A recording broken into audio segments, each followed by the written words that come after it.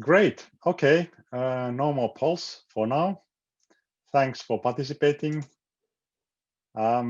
Let's look at the learning path of this session. So we'll start here, number 1. So first, we'll be creating a test survey together. And actually, you'll be watching me doing that, but you can also suggest questions and where you can definitely participate, that I will make it then available in your mobile phones, and then you are going to fill in the survey we just created from anywhere you are, where you are at the moment, and then we look at the results quickly. And this is going to be very super simple survey just to see how it goes. Then we'll create a second survey with more advanced features. And so then we are making a little bit more complicated and interesting survey. And again, you'll be using your mobiles to fill in the survey. And then after that, we are having a deeper look at the results and a bit of analysis. After this, we'll have a group work. So then we'll be dividing all of you into groups, and then as a peer working group, you'll be helping each other to create your own survey with some guidance or with some requirements. And you are all going to work in your own accounts, the Kobo accounts that you have created, but then you'll be helping each other there as well. Then in the 5th step, we are going to look at how to manage surveys as a KoBoToolbox admin. So how does it look like when you're using it in your computer and administering different kind of surveys and maybe sharing them with other colleagues and so on. Then we're also going to check how to set up the mobile phones for data collection. There are quite many features you can tweak in the KoBoToolbox. And then finally, we also have Q&A and look at the next steps. Does this sound okay to you? You can respond via chat. Or if you feel there's something. Yes, okay, I see many yeses. That sounds good, thanks. And you feel you are in the right training as well. Fabulous. So let's take the first slide. And before we are going to create the survey, just let's have a refresher, or for those who haven't been working with mobile data collection before. So this kind of an overall view, how KoBoToolbox works. And so traditionally, and if you have seen the video, you have seen this before, but I'll just run it through.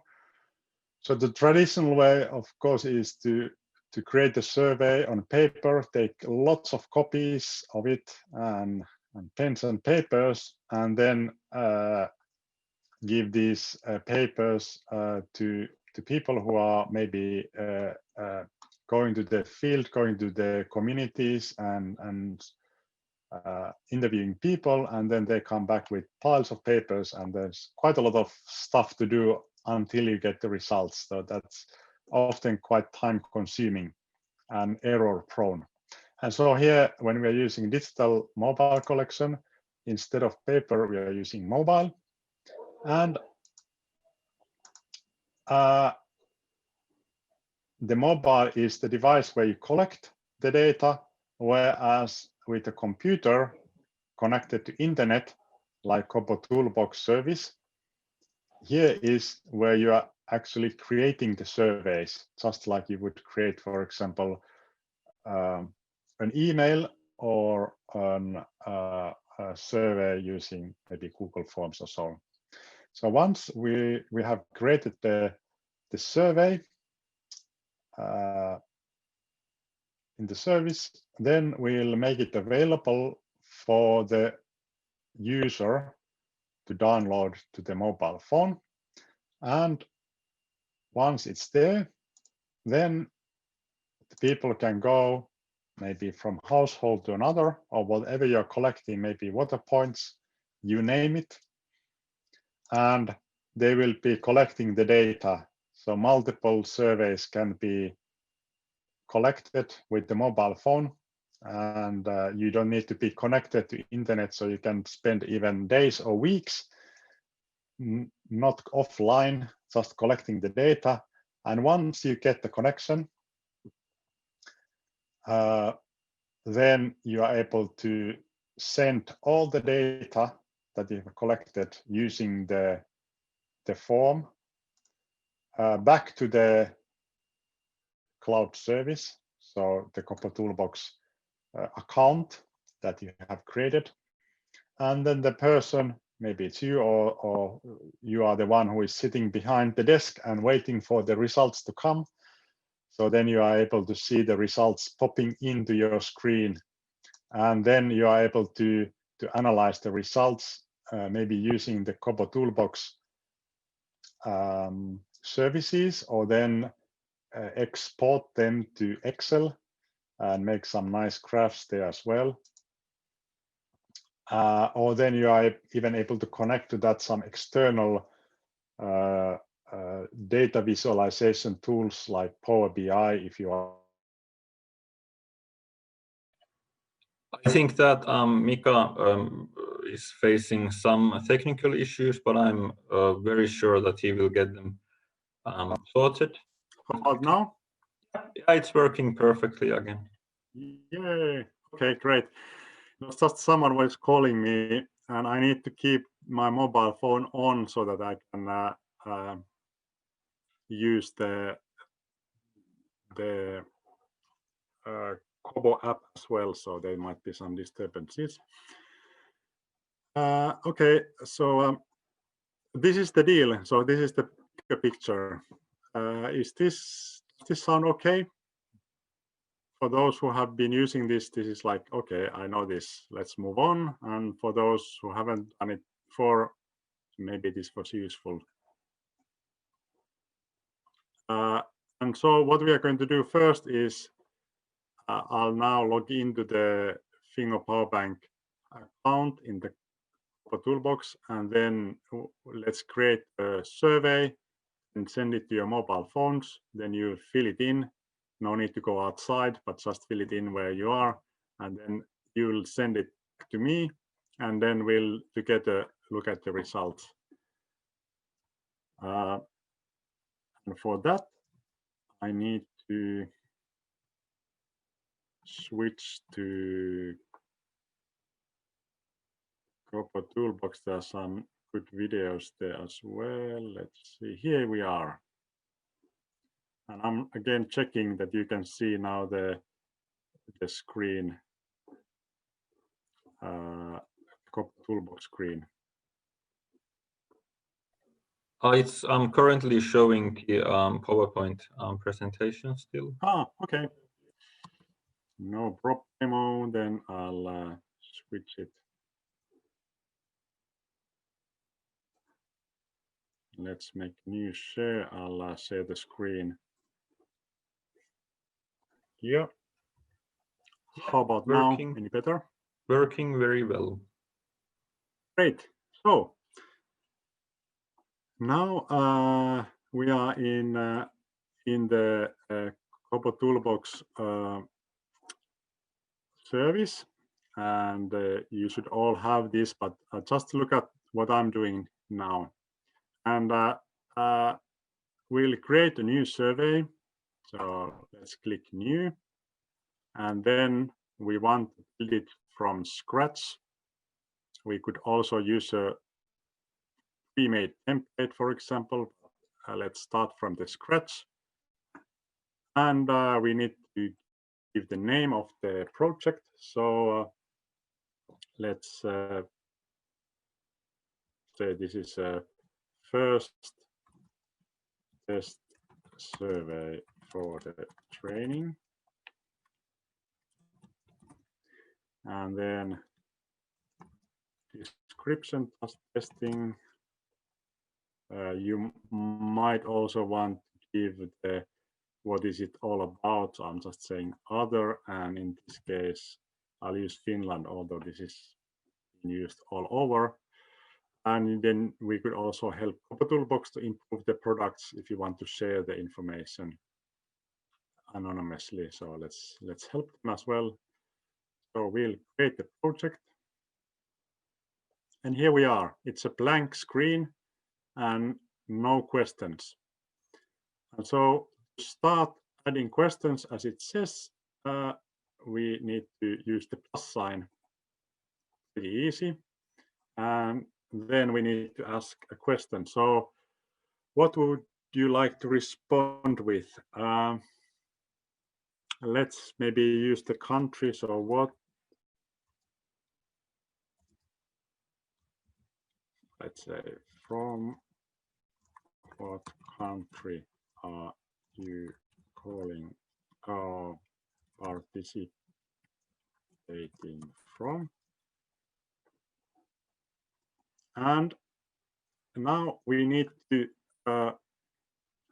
select which type of response are we expecting. So are we expecting the person to respond with a number, or date or time, or video, or there are very many different kind of response types. And of course, we don't have now a full list of countries, so that we can just expect them to write text. So let's write here, select text. And so now from what country, or from which country maybe, are you participating from? And then we'll add another question, which is using the plus sign. And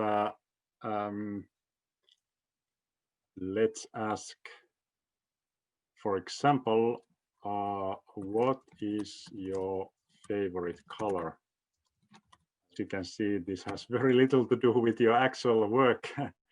I'm not sure if you're asking this in your NGO projects, but just for the fun of it, we can do it now like this. And now we would ask you to select one color from the list of colors.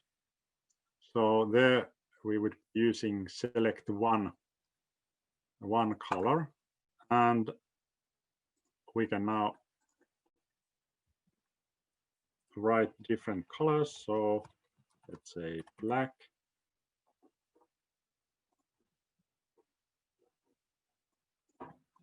white, green, yellow, red, blue. Are we missing some color that we would like to add? Pink.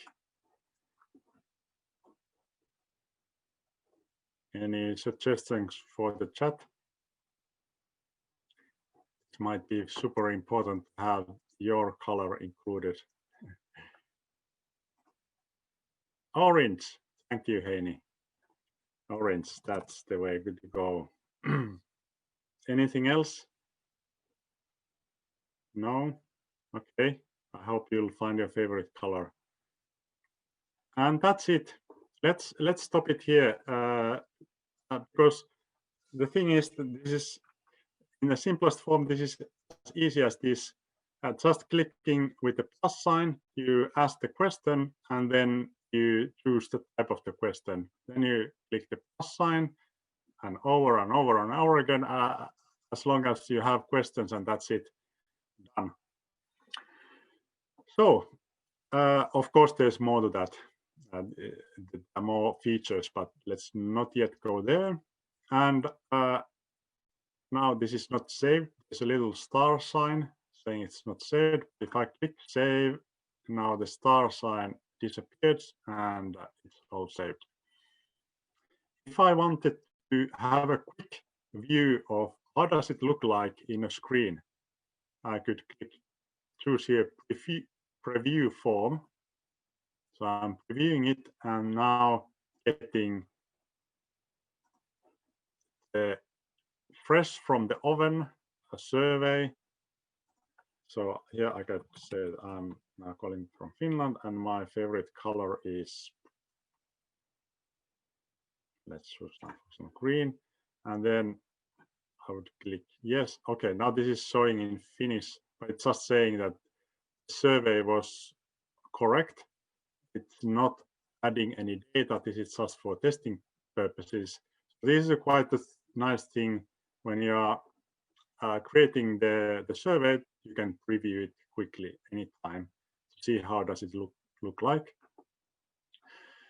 Now we will make it available to your mobile phones. So here it says if you want to make changes public, you must deploy this form.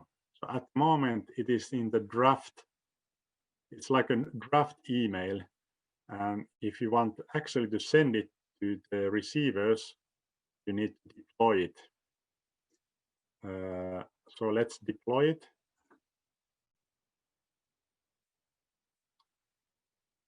And now it is deployed, so it's made public. Then we are now able to collect data. And so there are different ways to make this available. For example, this is online using browser or just a web link, and several others. But what is most useful, because we are talking about mobile data collection, is choosing this Android application. And so use this option to collect data in the field with your Android application. And for that, you have already installed your KoBoCollect to your Android device, and then you have done this linking to Fingo's account.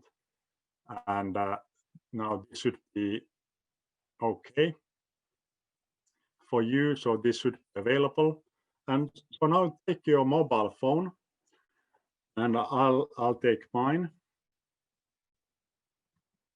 And I hope you can see my mobile phone. It is now kind of visible here on my screen as well. And so now I'm choosing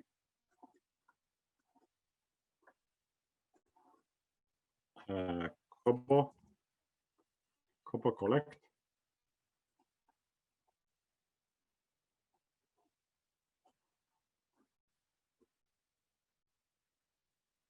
And I hope you can see this, the same view in your mobile phone. And now you would need to get it from me to your mobile phone. So you would click Get Blank Form. And now it's connecting to the server. And there should be the test form. Okay, I'll just check for myself if I'm now connected to the right server. Okay, not. So this was, I was just testing it. So the username was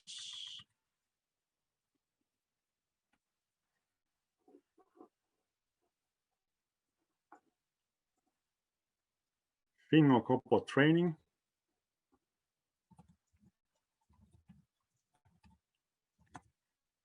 This is something you have already done. And then the password, I also shared that with you. That was Kobo Training. And now I'm connected to the right server.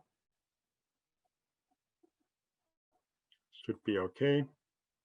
And if I'm now getting the blank form, now I can actually see the first test survey for the training. I can select it and then select it. So now I'm downloading it to my mobile phone. And then I'm now just checking if everybody's on board at the moment.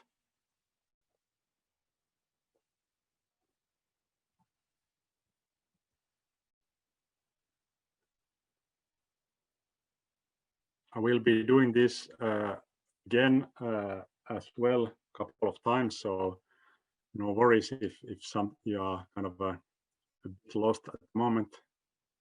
No worries. So once you have downloaded empty form, then you can now fill it. So fill blank form.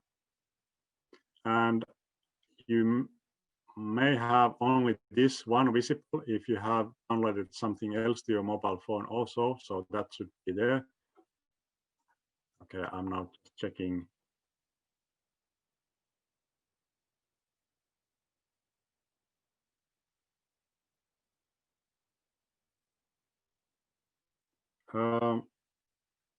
Mobile phone is visible. And Milla can see the test survey. Great.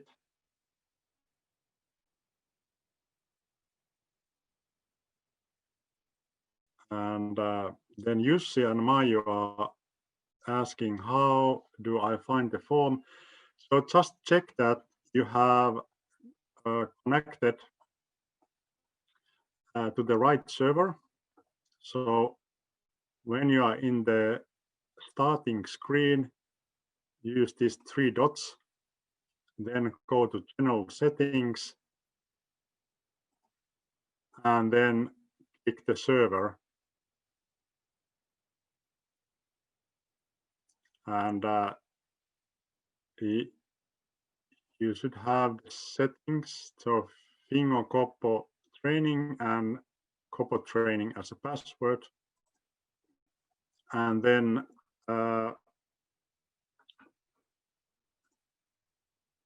that, you should get the blank form. You should be able to see it, and here it is. Now, there might be something that we need to check. So if there's, for some reason, you're not able to get it, then no problem, just follow this on the screen, and let's see if we can tackle it. There are so many different kind of fonts and cases, so it's now difficult. Okay, now it's there. Maiju found it. You needed to reopen it, so that's a same here. Okay, great. So then,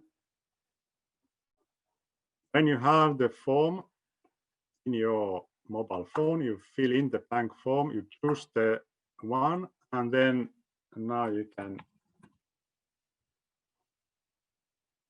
say that which country are you participating from, and then you need to swipe, and this is to the right. So just with your finger, swipe to the right or to the left. How do you see it? To the right, and then you choose the favorite color. I think my favorite color now is the orange. Just say, do as you like. And then you enter the last part, and then save form and exit. And now it's saved in your mobile phone. It's not yet sent anywhere, so it's still lying on your mobile phone.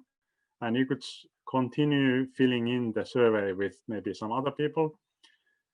So only now, if you want to send it to me, and please do, to Fingo's server, then you need to choose Send Finalized Form. So if you click that one, and then select the first test survey for the training, you only have one survey there. You select it, and then Send Selected. And now when you are sending it, you should have this upload results, successful submission. And now it is flying from wherever you are, from your mobile phone to the Fingo's account.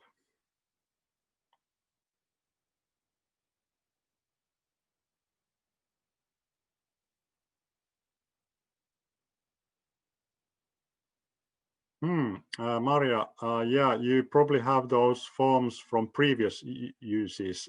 You may have been using KoBoToolbox or testing that earlier, and so those are previous forms that you can see there. However, now the point why you cannot see the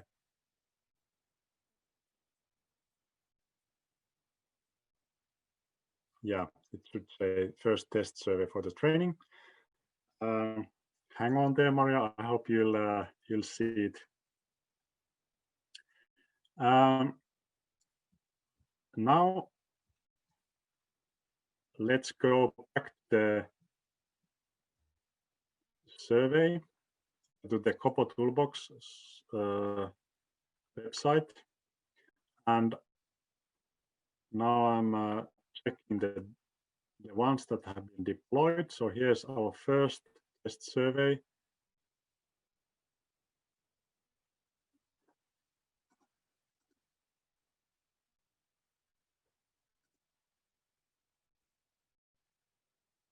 And we can see that we have been receiving 18 submissions already today. So that's great. And here is some data available. We can already see that from Nepal, Finland, Uganda, because it has been written, so it might not be, there might be several of them. But here then, what is your favorite color?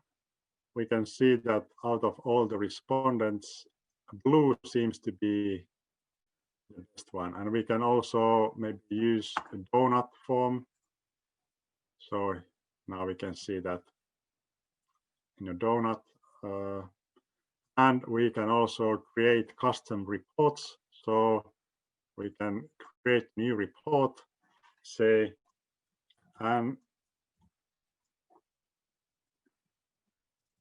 annual report for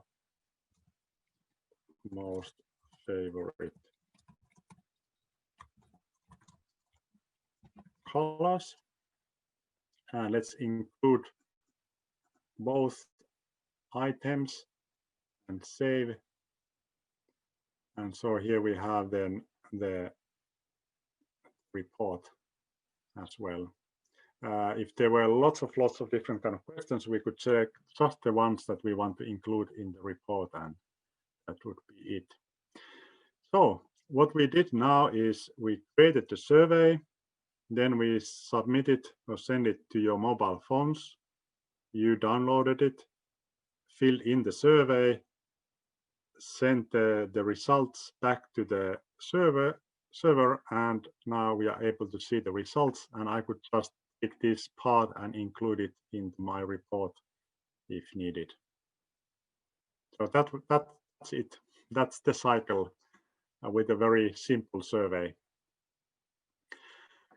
Now I saw, and it's fully expected that that in the beginning some of you might struggle a bit just to get it going. So I saw some chat messages there saying that so for example Jussi and Maiju had troubles. Can you others as well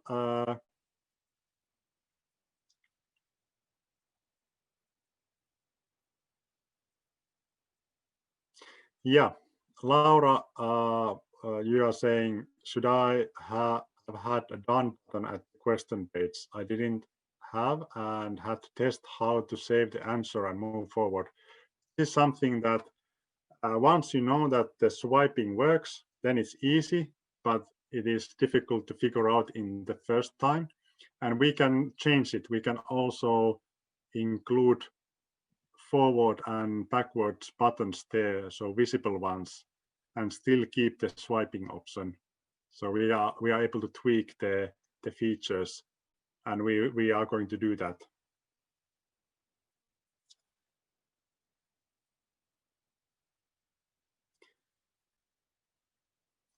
Where, for example, Heini, were you able to but you managed to work it. So good. Yeah. For those who, yeah, great, Heini, you found the way. For those who, for some reason, didn't work it out, let's get back to that. Now, it's a little bit difficult for me to start troubleshooting your phone when there are so many other people online. So sorry about that, but I'm sure we'll get it get it working sooner or later. I'll also now see I was promising that those who don't have the mobile phone, the Android mobile phone could also do this. So let's see if I can find it here. And this is the first test survey for the training.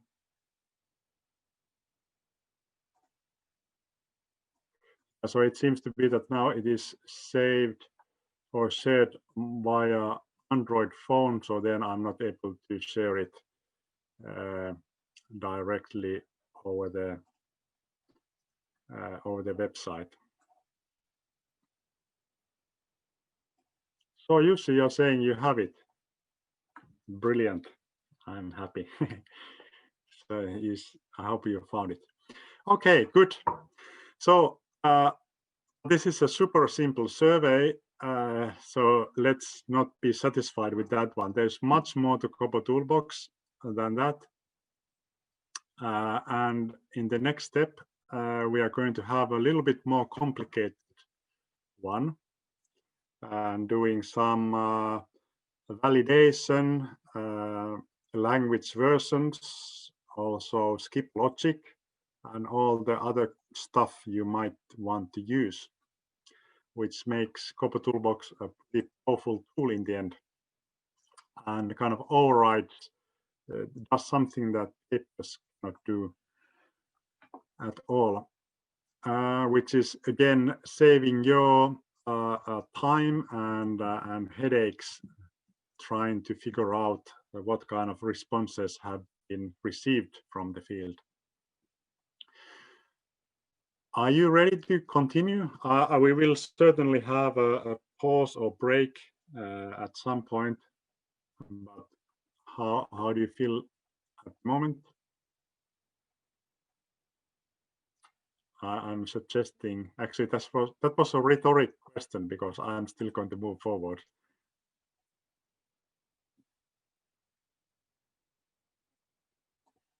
Yeah, it seems to be Milla. I'll check that.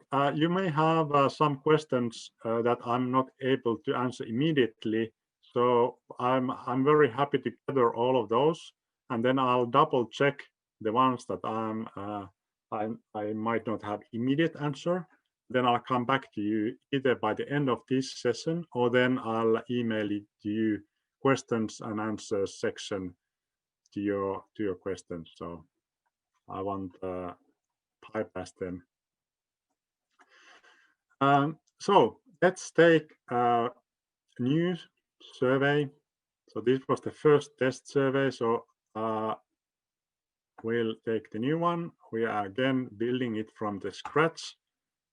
And let's take, I should come up with some more imaginative names than the second test survey. So you can correct when you're doing your own survey, you can have something else there. And of course, in the actual use, it's very important to name them correctly so that, oh, I lost that. So that you won't get confused with all kinds of surveys and not knowing what they are about. So second survey, testing again, and I'll create a project. And now I'll just to save time, I'll invent some questions here quickly, because then you have the chance to do your own survey soon. So what is your name? And this is already pretty familiar to you. You add question, that would be text. Then we'll add, and then as you can see, there's a question hint. So we can always give more detailed instructions. For example, please give your first and last name in this order. Thanks. So we are able to always give some additional guidance. And add question. How many years you have been working in your current organization? And let's use that as a number. And then we could also ask, let's see what is here. You can also, without writing anything, you can also first choose the type. So we could also take a photo. So point and shoot, use the camera to take a photo of something outside through the window. So we are now asking, you are not taking a photo of a school or a household or a water point or anything. Now we are just asking you to take a photo, whatever is outside of your window.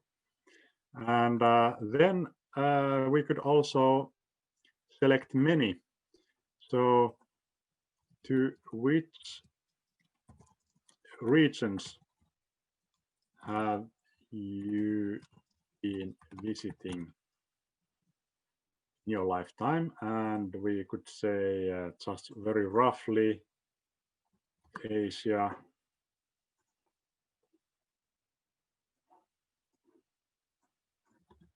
Africa, Latin America, North America, Europe,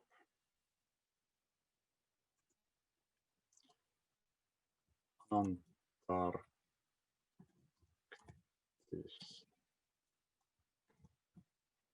I'm very curious to see if anyone has, I think I misspelled this, but Antarctic, yes. If anyone has been to Antarctic. Maybe I missed something, but just let it like that. And then we are also asking, have you used Kobo before?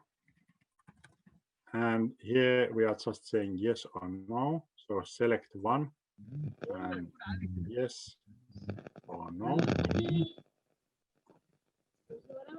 And then lastly, we could keep on doing this on and on and on. We could ask just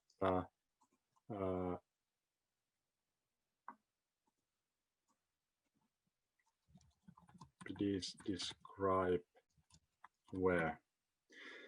And so let's have it like this. So now there are some questions here, and I'll now review it, form, as you can see. And I'll give my name and how many years. So I've been to Fingo now for 1 year. And I should point and shoot now with my with this one. With the laptop, I won't do it now, and then I'll just choose Antarctic. And have you used Kobo before? Yes, and so on. That's right. I think I froze my.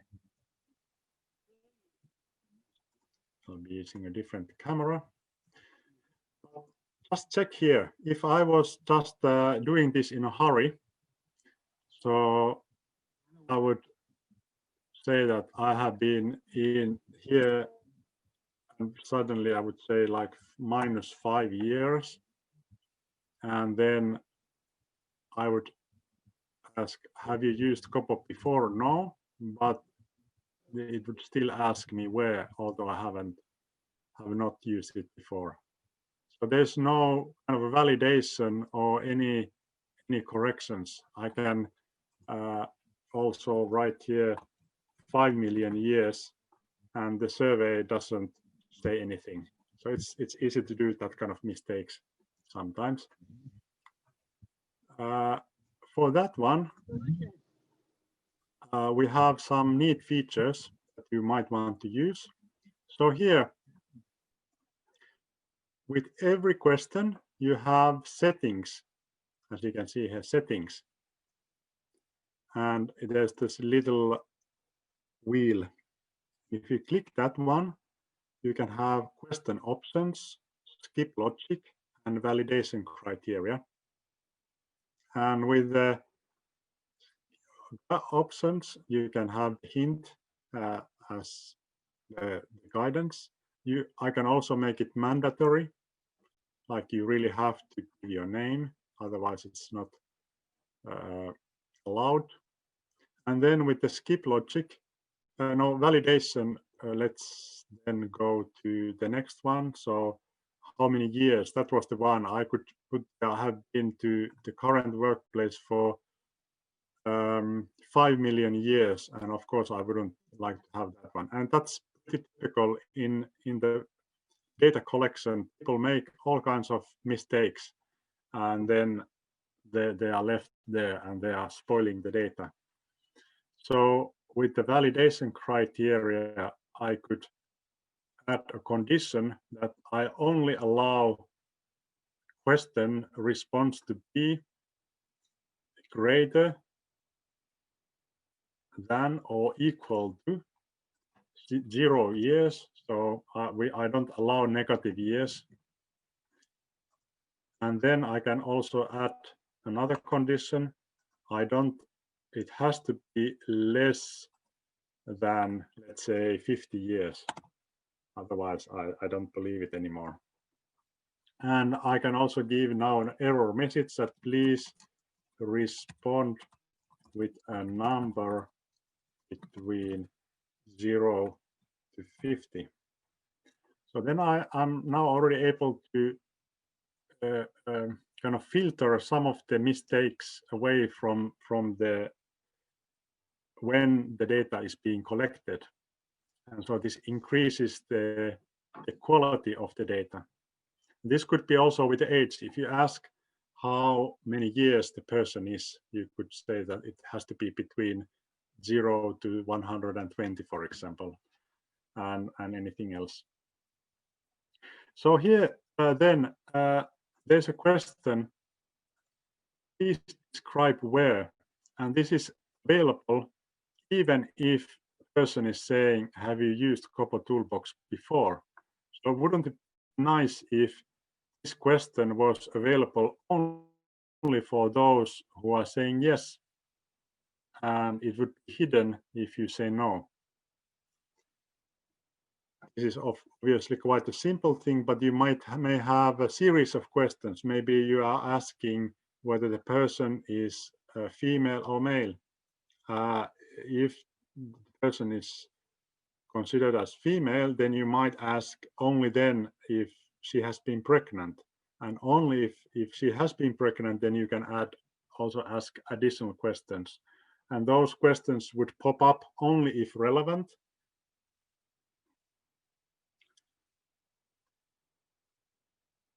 Suvi, thanks. Good. Maybe I did. It needs to be greater than equal. Yeah, than 0 and less than equal. Yeah, okay, now it should be good. Thanks, Suvi. No, I was trying to validate responses, and now I got the validation from my formulas. This works well. So again, showing this only when it is relevant. So how do I do it? I'll again click here, settings,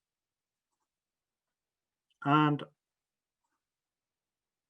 I go to skip logic, and I'll add a condition. So this question will only be displayed if the following conditions apply. And so only if the question, have you used, that's a spelling mistake, sorry. Have you used KoBoToolbox before? And only if the answer is yes, then this question will be shown, which is what we wanted. So now if we have a preview of the form, this is now more intelligent than before. So how many years? And now if I want to put 1000, it's saying, please respond with a number between 0 to 50. So, okay, sorry, I missed. I'll just put one. And then now here you can see second question is not visible. If I say no, I haven't used, that's it. But if case I click yes, I have used, then it pops up an additional follow-up question, and then it can describe where you have been using it. So these two, skip logic and validation, are useful, and definitely make use of them in your surveys in the real world. Then the last bit is that we could also add language versions. So let's say previously I was doing data collection in Ethiopia, and so the local version was in Amharic, and I really don't understand any of Amharic, and many of the others didn't know. So we created the survey in English, but then we did an Amharic version of it. And people who were using the survey, they were able to choose, do I want to use and see the questions in Amharic or in English? And for that, there's a possibility as well. So we are going to save it. And once we have the survey here as a draft, so second test survey, then I'm able to manage translations. And now, if this is the first time you're ever seeing this being used, and you're thinking, oh no, now there's too much information, I cannot follow, I'm not sure if I'm able to do this. No worries. At least then you can remember what are the features available here. That's the most important thing. Once you know that they're available, you can always find how to use them later on. So I'll also, as said, I will provide you with very good instructional videos which go through most of these features, and then you can watch them later on as well. So managing translations, and here I can just write that the one that I'm now using is English. It's for me to name this, and the default language code for that is EN. We'll set it, but then I would also add a language. And now, since I'm using Finnish just because it's, for most people, it's a weird language, and add. And so now I have said that this survey has 2 languages. It could even have 5 languages, but 2 languages, and those are English and Finnish, and the default language is English. If I now go and start editing form, one that we just did, for example, what is your name? Now I can go and edit it. So I'll go to the settings, and here, as you can see, there's a new field here. I can write the hint in Finnish. I can also write the label. So what is the question? So mikä on sinun nimesi? And in Finnish, kirjoita etunimi ja sukunimi. So I just made the Finnish translation. I could go on and do the translation to all of these questions. And then the translations will be available for the user. So for example, here now, if I view the form, I'm able to choose the language. So now it's Finnish, and I can see the Finnish version, what is your name?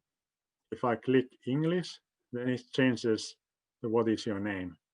This is the way you can create surveys, even different parts of the world. Maybe you create an English survey, which then you'll be using in multiple places, multiple countries, or maybe in the same country with multiple dialects or languages. And then it's still the same survey. All the results will be coming to the same place, but the language can differ.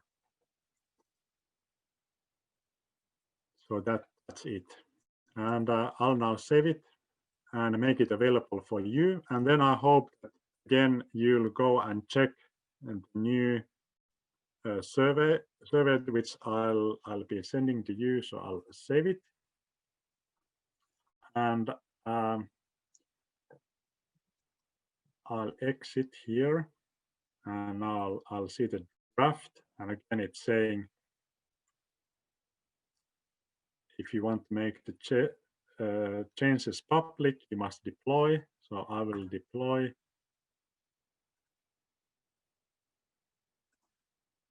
And now I'll again choose the Android one, because that's the one that we want to have. And that's it. I'll now check if we are able to have it for you as well as an online version as well. So here's online, and I'll copy the clipboard and let me share it via the chat.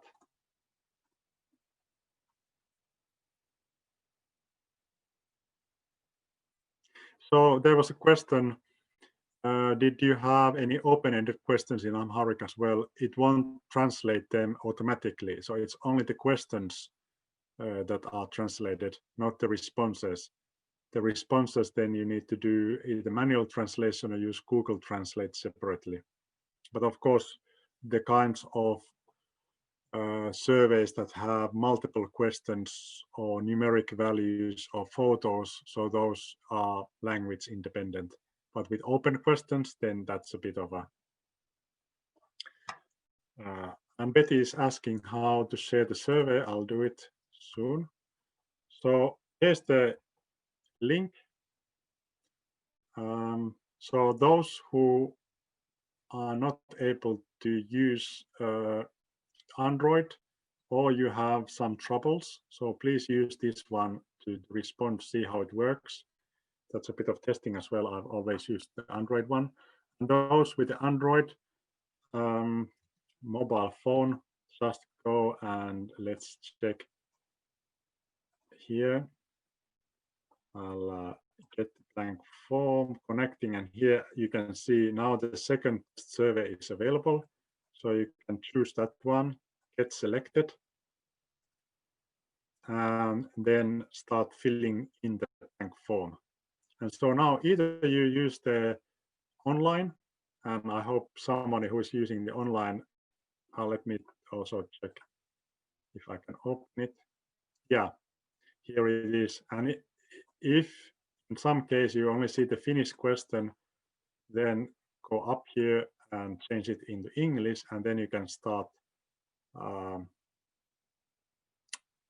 sharing. And by the way, there's no the photo is not obligatory, especially for those who are using the online web survey. For those who have Android phones, so please go and take a photo of something interesting so that we can see well, it doesn't need to be interesting. No worries. We won't judge you. Just take a photo of anything just to see how it works.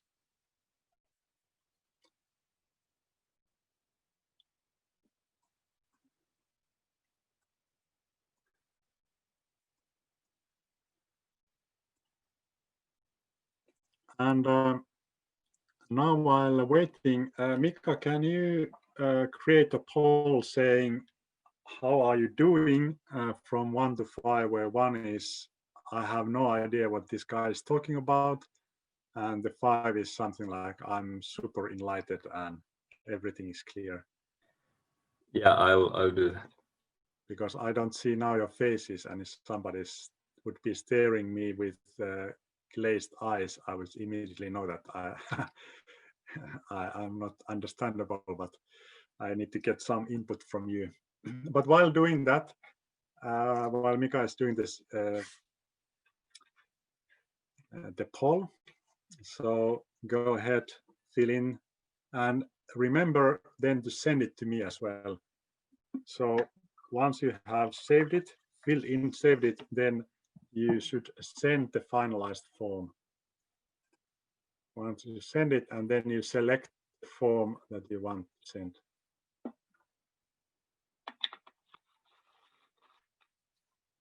Okay, Laura was not able to see the second survey. I'm just wondering, okay, now you got it.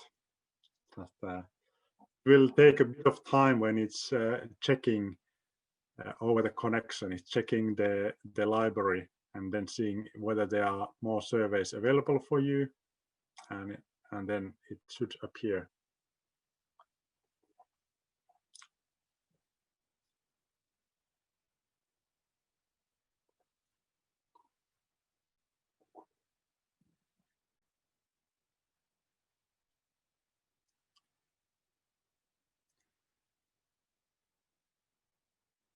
So now I'm obviously interested, because now you are kind of in the field. I'm just playing that I'm in the office now, and you are the enumerators, the surveyors spread all over, and you are now doing the very, very important annual review survey.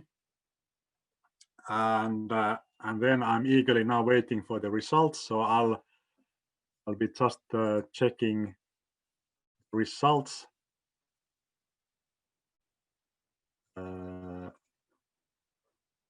Where are we?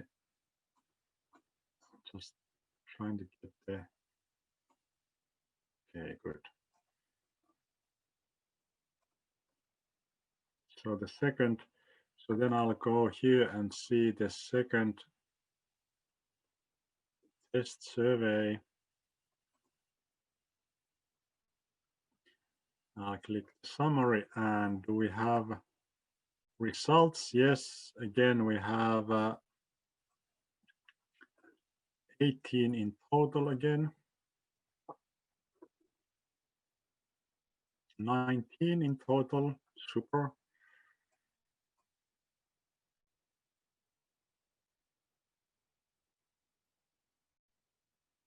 Yeah, certainly, yeah.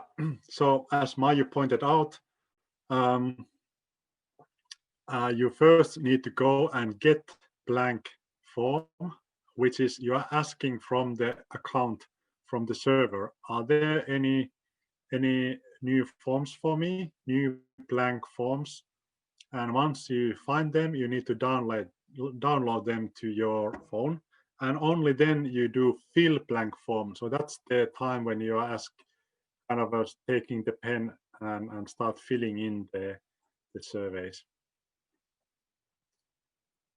And so I'm just showing here again in the screen that here is blank form is kind of going to the office and saying, can you give me the papers, the empty forms? And this fill blank form is the one that when you are actually doing the survey, you are taking the pen and the blank form and starting to fill it in. And then the sent finalized form is that once you have filled in, you take the pile of survey papers and bring them to the office. But of course, in this case, it's all digital and much quicker. And let's have the moment of truth. So Mika, can you bring up the poll? So how do you feeling about all of this at the moment? Are you on the track? I'm not sure. I'm a bit lost. So I have no idea what's going on.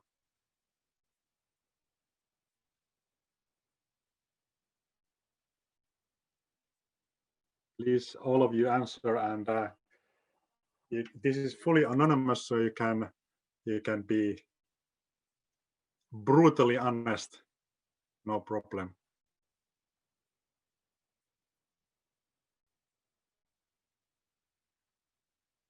So we have 22 out of 33 have responded so far.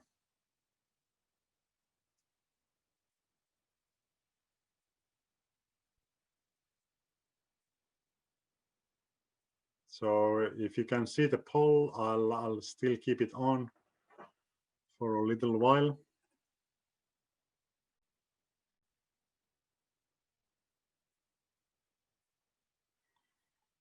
Okay, good. We have almost 70% of the people have polled, so or responded. So I'll end, and here are the results. So there are some people who feel enlightened.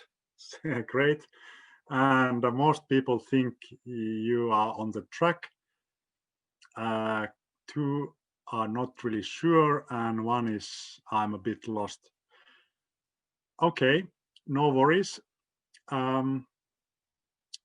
will continue practicing, and again, even if you feel a bit lost, even if you don't know how things are, that's still a first step. At least you're hearing what this is all about, and you after you have taken this first step and got a bit of inspiration, then you can continue studying and searching for more options and features.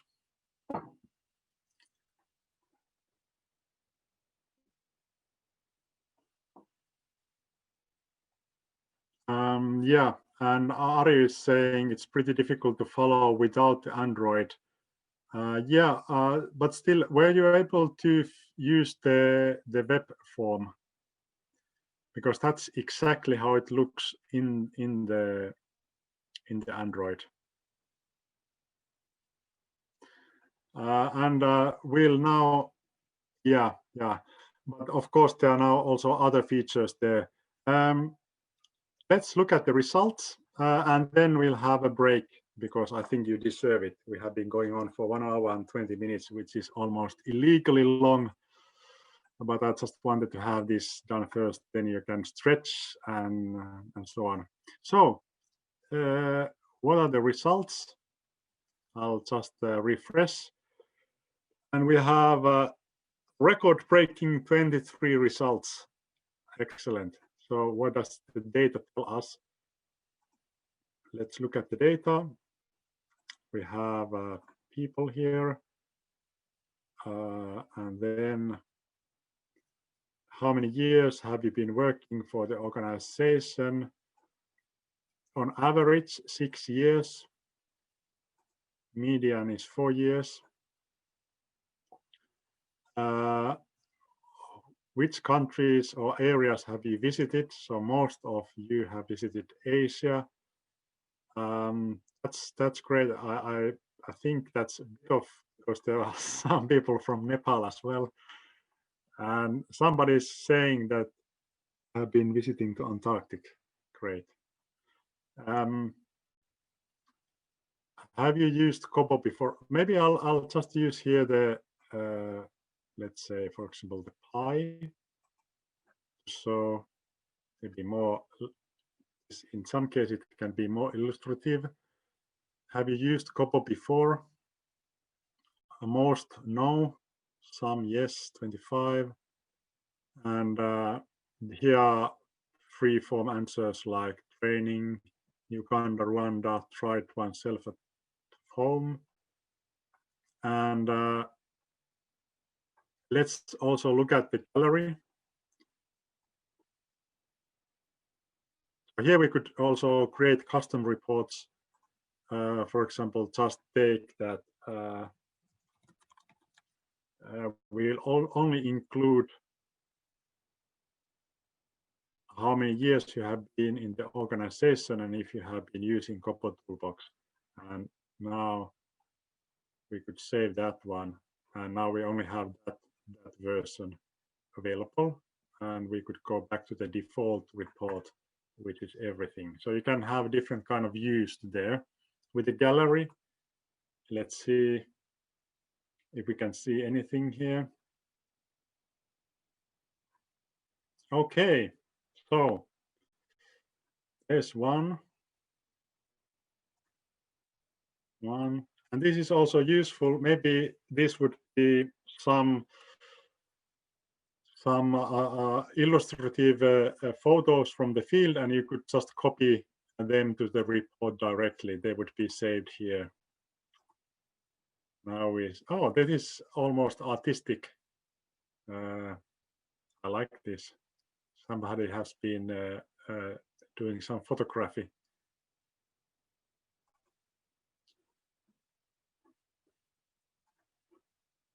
Yeah, and so we can see quite a lot of photos here. I won't go through all of them.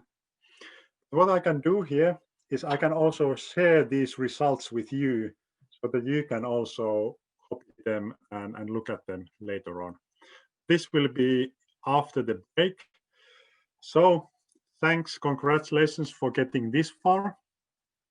Now we'll take a break of, let's say, is 5 minutes enough, or you would like to have 10 minutes? Always difficult to ask this kind of.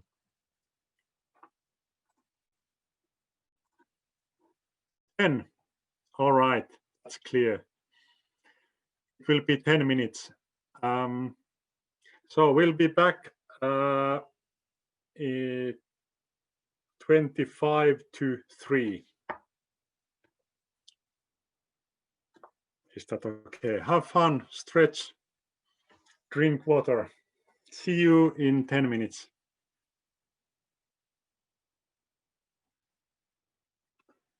Hello, everyone.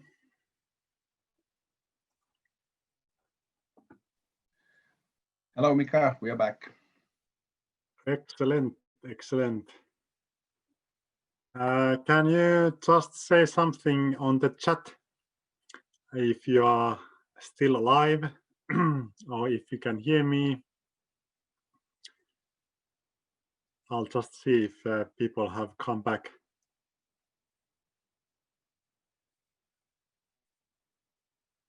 Vina is still alive. Good to hear.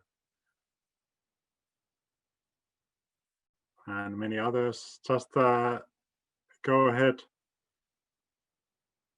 Use the chat to signal you are ready to go.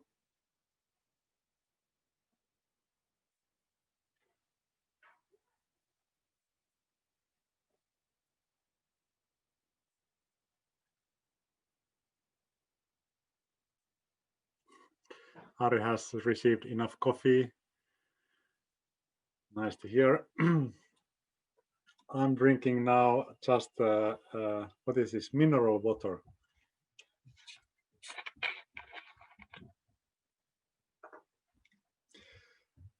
So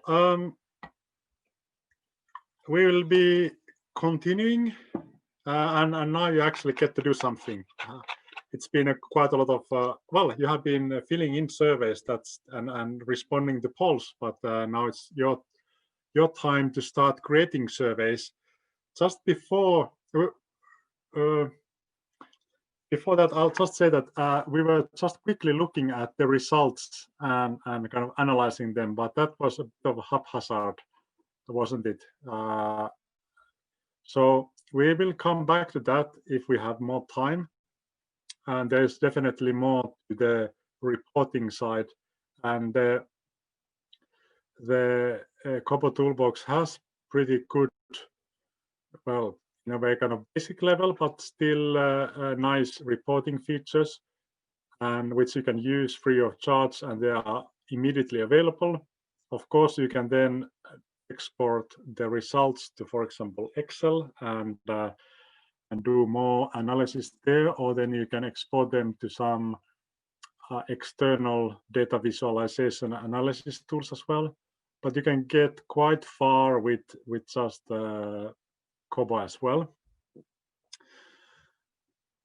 But just with the interest of time, let's now go to the group work, and then after that look at some features still on the KoBoToolbox admin, and also how to set up the mobile phones. That's also interesting. There's a lot to learn from there as well. So with the group work, the thing goes like this.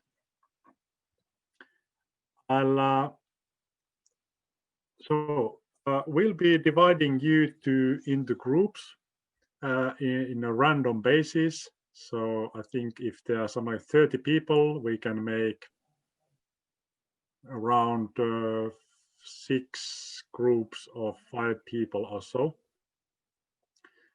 or 5 groups of 6 people, however. And then you'll be put into a kind of a separate group where you can discuss together.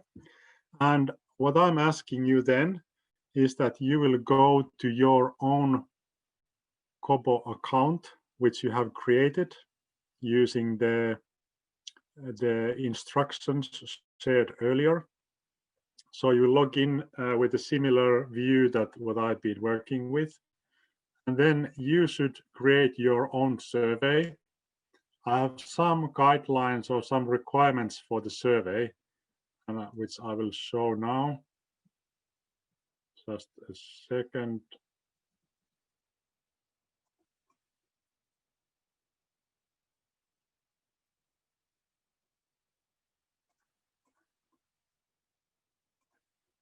Takes a bit of time, so I'll just get that one for you.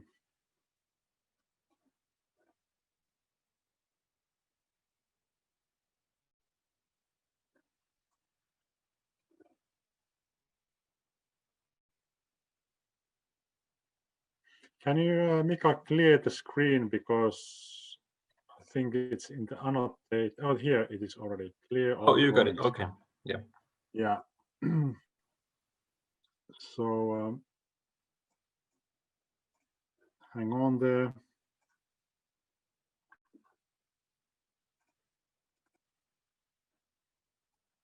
So this is Kobo group work.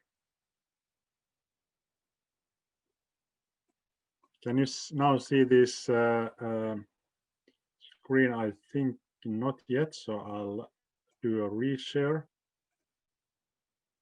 which is here. So I will now share this slide set with you, and this slide set is in Google Docs, so you are all able to access it. Just check the chat, and it's here. Try it out. You should be able to see this slide set in your own on your own computer.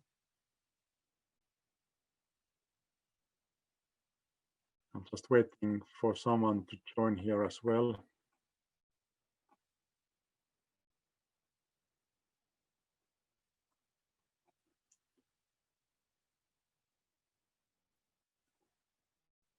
And just in case that link wouldn't work, then there's a longer link. Yeah.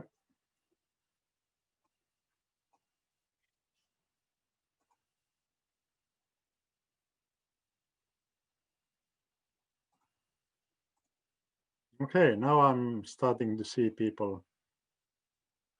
Was the first link not working well, but at least the second one with the longer one, drive Google Drive link should be working. Just go ahead and click it and open it. It should open in your browser, because this is something that you need so that you are able to do your work, the group work.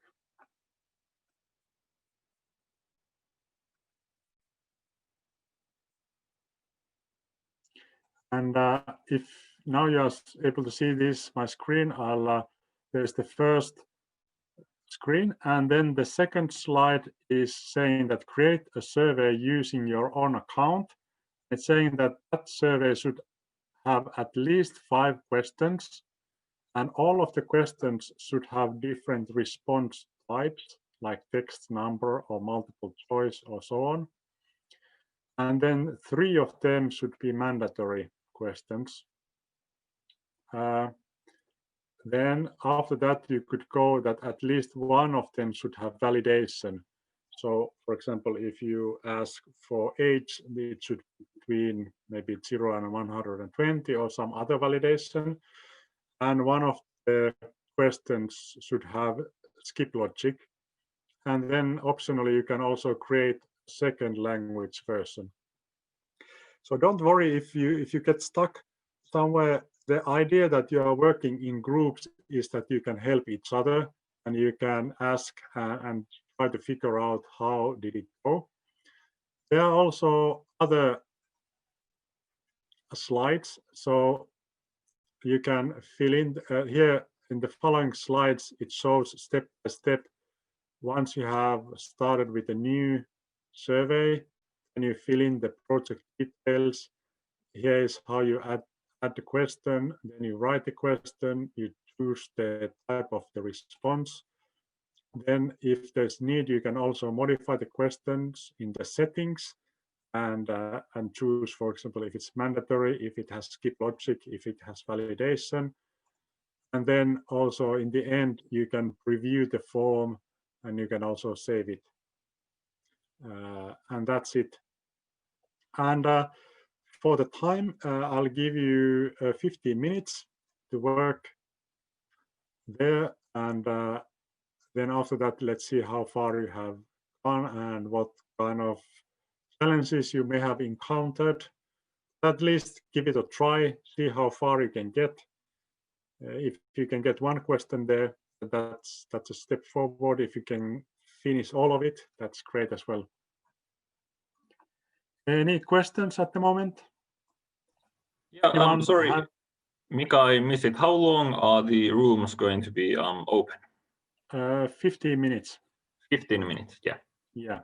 Yeah. After that, let's come back and see how far did you go. And if you feel that you run out of time, then no problem, you can finalize it later, or we can see if there were some problems.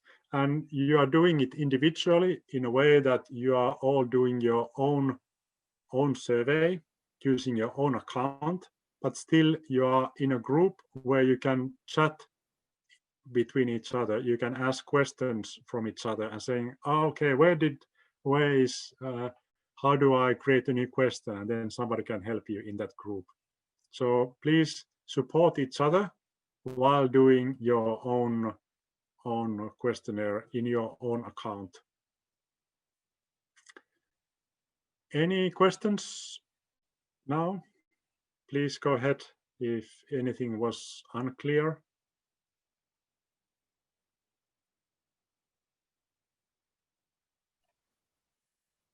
Great. And you should all have the link to that the slide set, which is now on my screen. So you'll start from there. You can see the survey, the requirements, and then off you go. And now, Mika, I'm asking you to divide all of us. We have 33, so maybe groups of six people in a group, or whatever you have decided. Yep. I have the rooms here, so I shall just open them. See you all in the lobby in 15 minutes. And I'll just say, when you enter into the group, just put your video on for for the first minute, say hello, just introduce yourself, because it's much easier then to continue working together when you actually have, you know who is there and that they are also working and doing stuff. Even keep the video on all the time if you feel like it. Yeah, great. I'll open the rooms now. Yes, thanks. Welcome back. How was it? Was anyone able to create a full survey? I know it was a very short time, only 15 minutes, so probably wasn't possible, but you still have it on and you can continue. Not the whole set, yeah. As far as you were able to go, did you were you able to proceed? Was there anything that got you stuck completely, or you found out something that would be useful for others to know?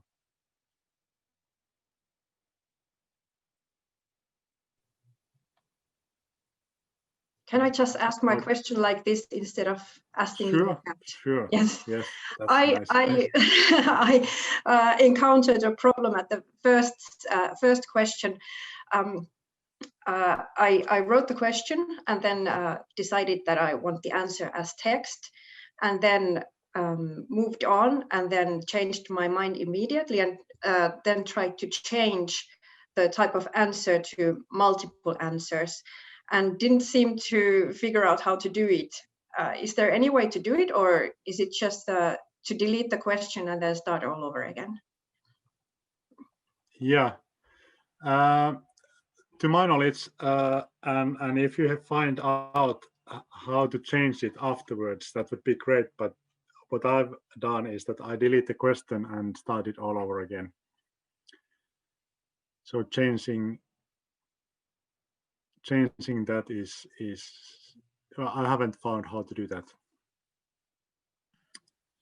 Any other questions? Just go ahead, use your voice and video. It's actually very nice to see and hear people talking, apart from only me being online and talking. Well, there was people who were going forward, but not the whole set. Krista said very simple one, but without translations. Well, no problem. You can see them later as well. Heini got totally in the beginning stuck. How was it, Heini? Are you still stuck, or are we able to help you?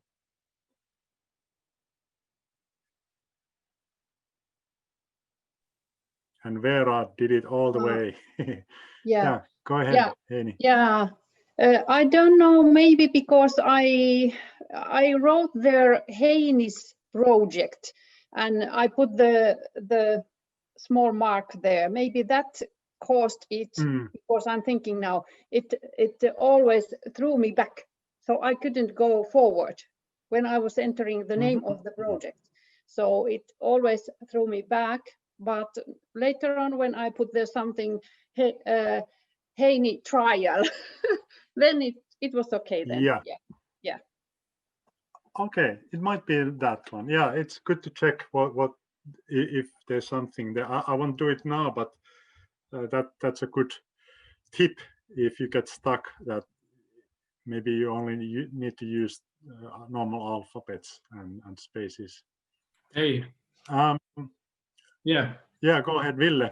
Yeah, I have a question that now that we all created our own accounts for KoBoToolbox, and when we were in the beginning filling for your test surveys, we needed to change the server to Fingo, like password and username. Now that if we would like to use, like some people in field, like field staff, to start using this, do they all use, like, for example, our username and password? Yeah. Yes, but I'll come that's a very good question, and I'll come to that after these ones. I'll show how to set up the mobile phones and what is needed there. The quick answer is yes. So you create, not maybe with your own name, but maybe with your organization. Like if Fingo was doing projects, maybe I would create like Fingo Kenya or whatever it would be, and then or the project name itself.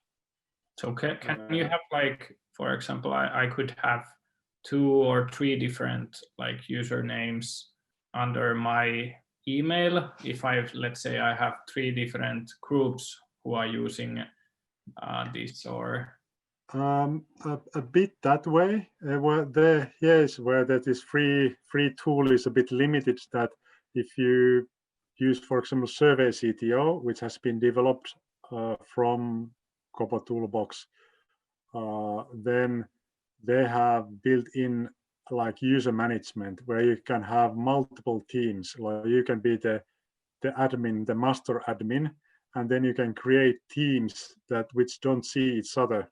And the teams have users which have different kind of permissions, and then they also can have different surveys.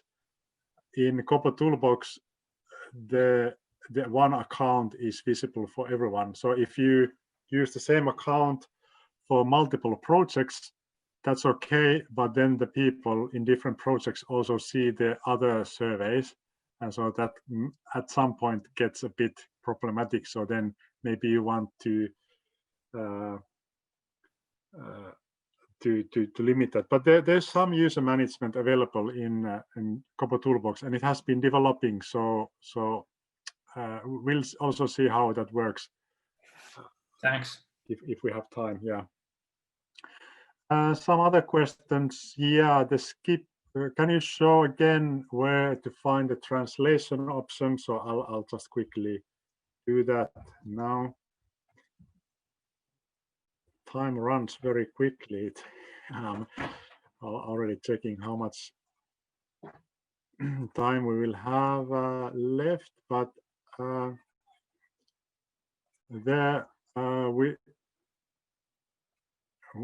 so can you see this one? So I'll take the deployed one, and then oh, no, I'm just trying to see where. Well, I'll take a draft test survey.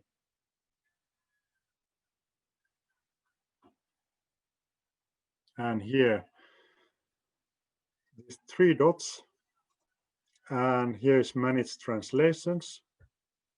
So when you click this one, you can create different language versions. And then when you edit the survey, then in each survey under settings, so this setting, there you can find versions for different languages. So here you can write it in Finnish or Amharic or whatever languages you have created there. So first you tell which languages are you going to use, and then in the survey itself you are writing the different language versions for each question, and maybe responses as well. So for example here, what is your favorite color from the list? This should be then translated. Also then you would translate the different options because they are now in English. So then you would have a place where to put this in other language. Then let's see. And skip logic was problematic, but need to see the recording again. What you were saying, okay? Yeah, maybe you need to play around with that. Remember that you always go to the question which might appear or then not, and then in that question you will tell that what other question needs to be but this is now when I started explaining this, it sounded super difficult. So just with the skip logic, new question. So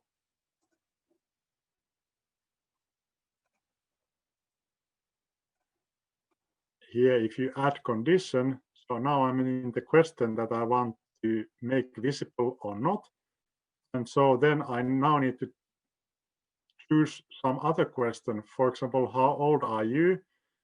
And then if person is, for example, above 18,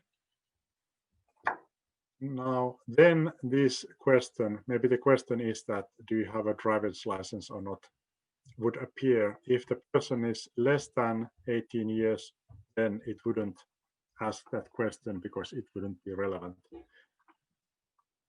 Maybe that answered your question, or then you need to do some more digging there. Let's look at the chat still. If I have to create a survey for a number of field colleagues who will be collecting the date over a certain longer period of time within 6 months or so, does the KoBo notify me somehow when the date starts coming in, email notification or something? No, I don't think that there's a notification. You need to set up maybe an Outlook notification for yourself for that one.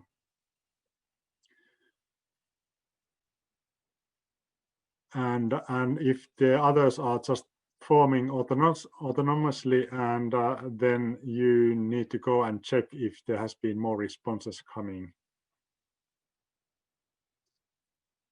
Okay, Mika was already talking about the translation option. The translation was also difficult for Rumi, but maybe now it's clearer. Mika, this is Veera. May I ask you a question? I was able to finish the survey, and then I deployed it, and then I chose the Android application. But how can I see the survey now on my phone? Do I have to change the URL address or something? Yes, the URL should be the same. It is referring to humanitarian response. That URL is the same, but when you change the username and the password, then you get access to your own account. Okay, thank you, Mika. So whatever username and password you have used, then that's the one. And maybe you keep the personal one just for testing, but then if you actually use it in real world, you'll create an account that has a more general name, maybe the project or whatever it is. Okay, thanks, Mika. Okay, I think we covered questions here, so let's move on. Time is running, and as said, we won't be able to cover everything, but my intention is to show you enough so that you get the hang of it, and then you are so inspired so that you continue studying this a bit more and then move to using this tool eventually.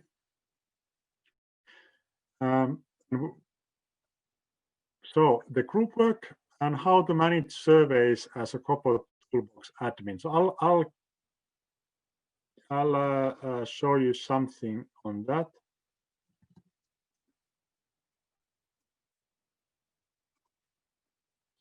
So there was also a question, how do you delete survey?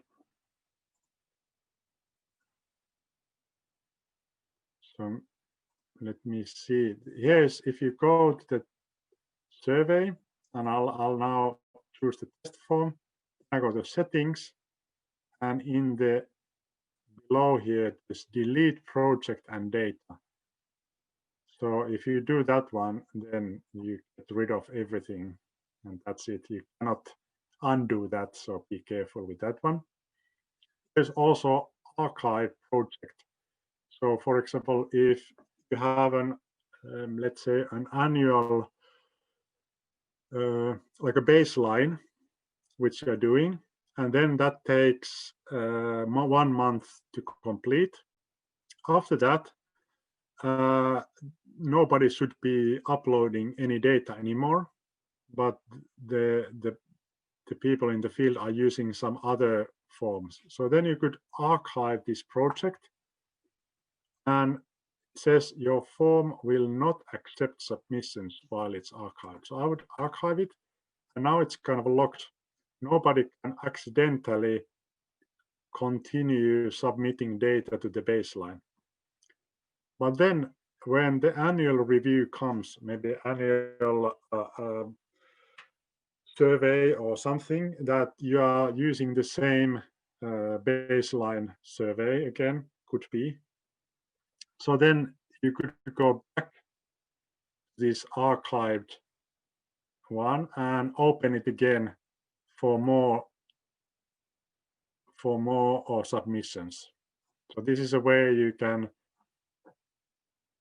kind of save it, put it on the shelf, and then take it back again, if you find that useful and needed. Then Ville was asking about other users. So at least what you can do here nowadays is that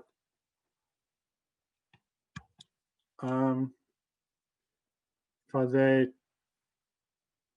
maybe a new form now. Let's have a project survey.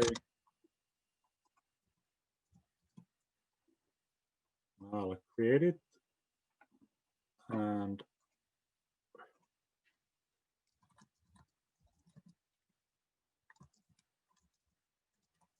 this is a radical question. Let me know how it went. That's the only survey question I'll have, and free form text. That's it.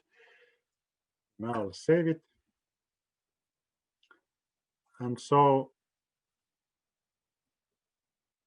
now I should be able to share this project with others as well. So here in the same place where you manage translations, you could share this project. And maybe you are with your colleagues somewhere else, would like to work on this KoBo survey as well. So I can add user, and whatever the username is. So Ville, because you were asking, can you let me know your username?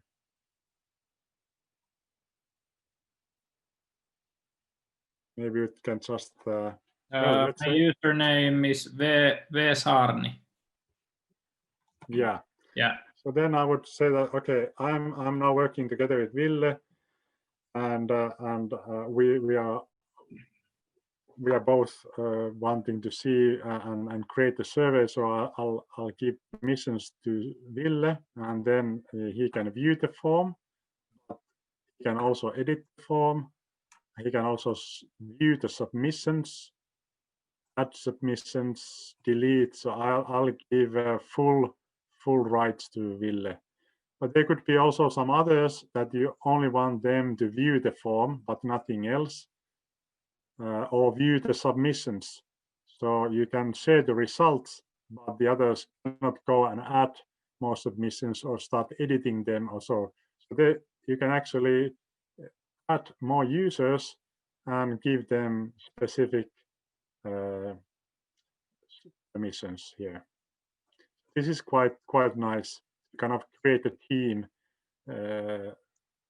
maybe on a project. And when I grant permissions, Ville, you should see this one now in your account. So if you now go to KoBoToolbox, this test one, what's it? Project survey should be now visible there. Yeah, I can see it. Project survey shared by Välitalo Mika. Yeah, and then now you can edit it, and the edits will be visible for me as well. And this is also important from the ownership point of view, because oftentimes data will be collected, but then it is stored to someone's computer and anyone else is not able to see or access it. Or then, for example, the community who has been participating in the survey, they don't have any access to the data. And since we should be as transparent as possible where the data is not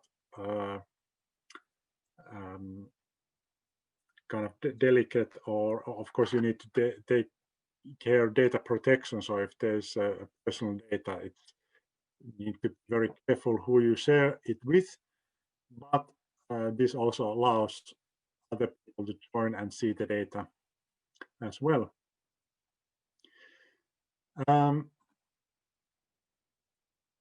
Maybe a couple of things also from, here's a library, and it means that you can save the library templates and questions and surveys, and how to use the library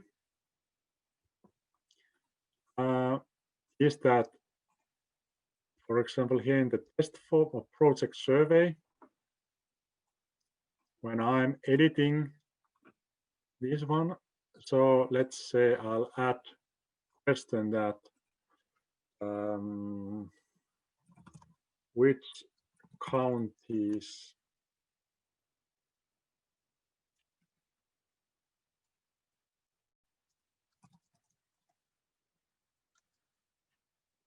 is your project operating in? I'm not sure if this is a useful question, but now I would do a selection and I would write here maybe 10 different counties. So 1 and 2, 3, or 3 and 4, and so on.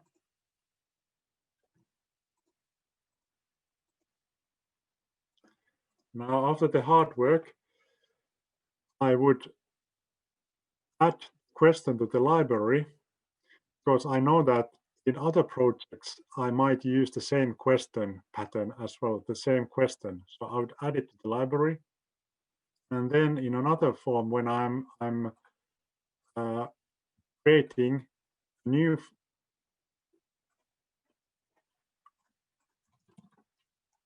one. So here, if I would like to add the same question with all the counties, I don't need to start repeating the same work. I will add it from the library. And here it is. Which counties is your project operating in? So I would,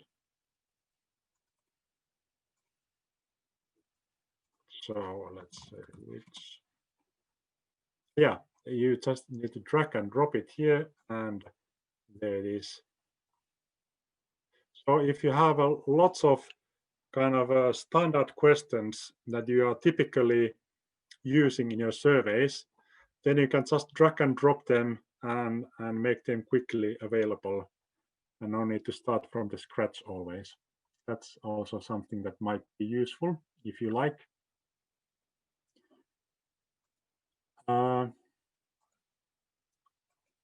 Then about the reports. So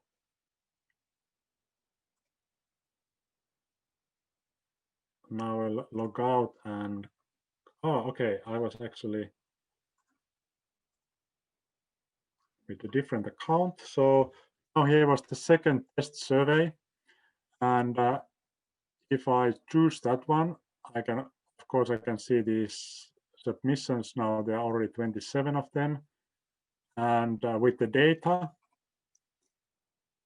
I'm able to look at the results. And so there are different views to the reports. This is just a general view, overview to the report. Now I'm also able to have a table view, which is a bit like using Excel. So I can, for example, click here how many years. So it will come from minimum to maximum, it will sort this, or I could, let me see.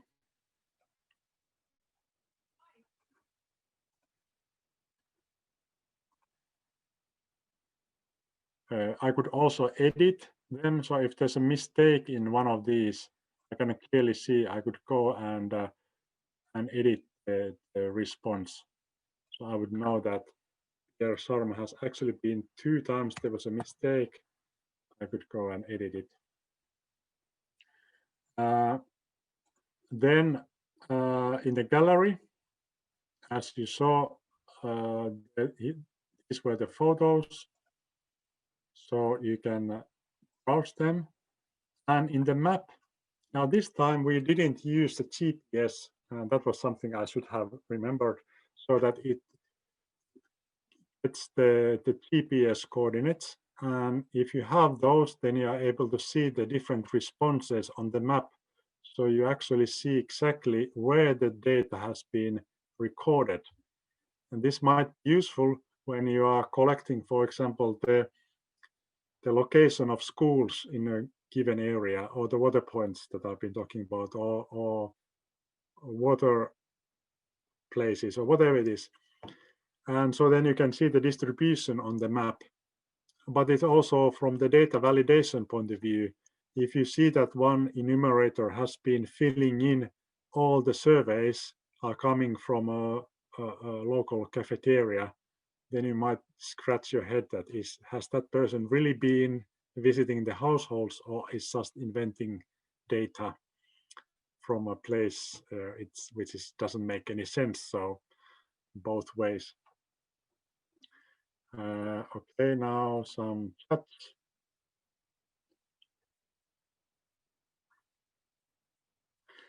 Yeah, the deployed can be modified and deployed again. Yeah, as Pirenda said, you need to.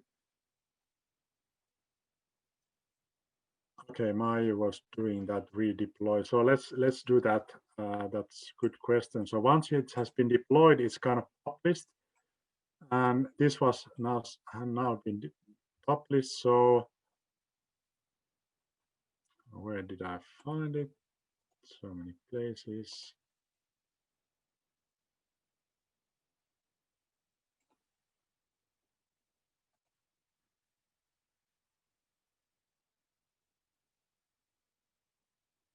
Oh, no, myself as well a bit lost. So you should be able to. Yeah, here is deployed. So it's just edit. And now if I change, for example, what is your name? How many years? Well, that should have been a month. And now if I save it, then it comes, if you want to make these changes public, you must deploy this. So you need to redeploy this and then make it available again. Note that unless the mobile phones are set so that they automatically check if there are new versions, the person with the phone might be continuing to use the old version and not check for the new one. So now if I redeploy this,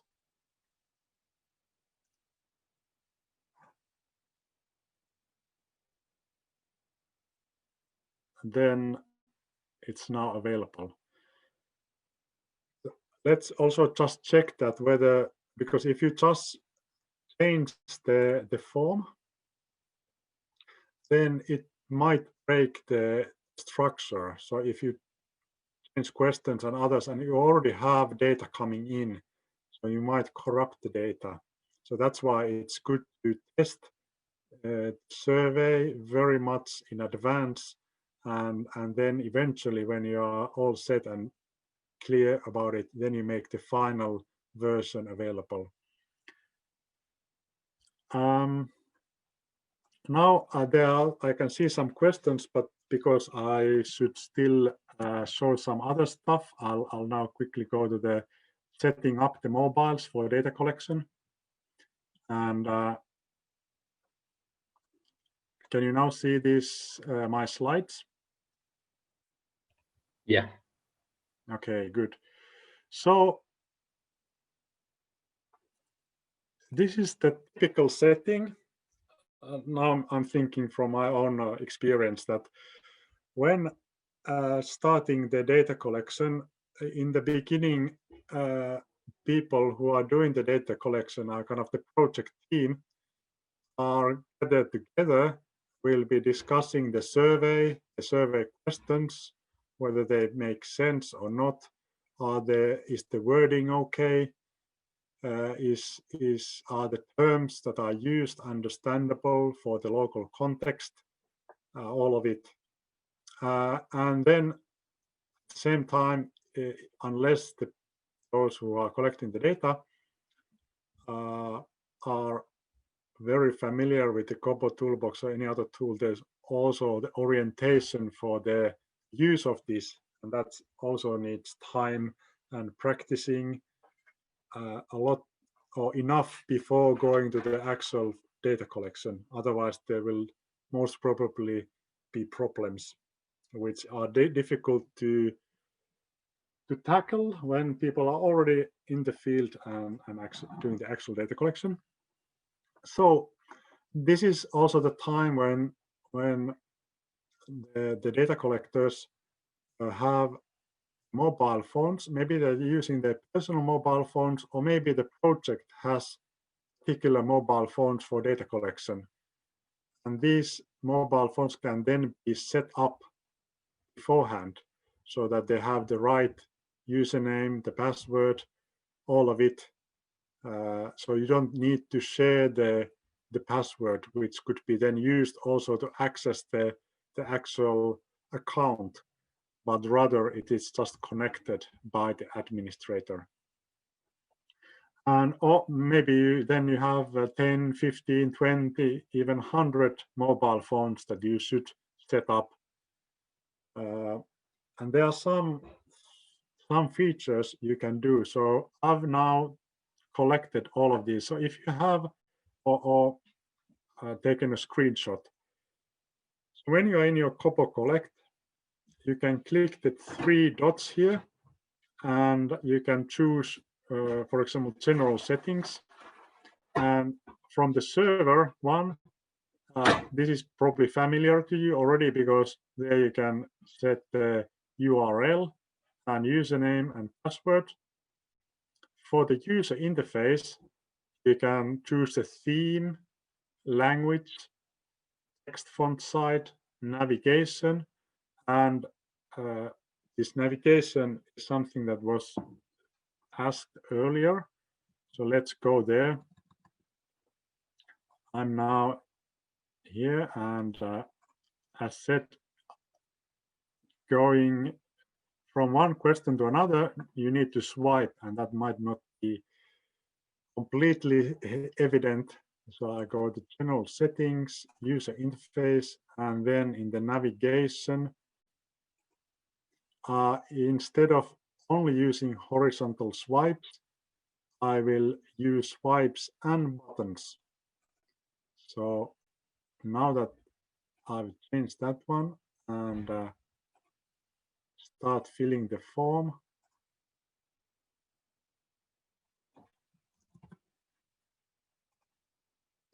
So here you can then see the word text, and this is nice. You can still swipe, but probably you want to change this. I don't know why this is not there as a default, but you can do that.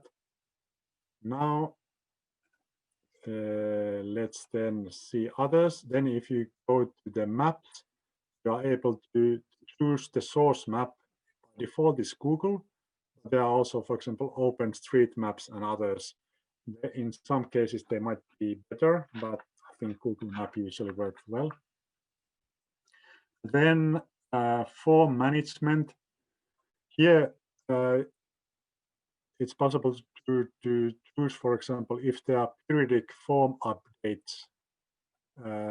So let's go and see how that works.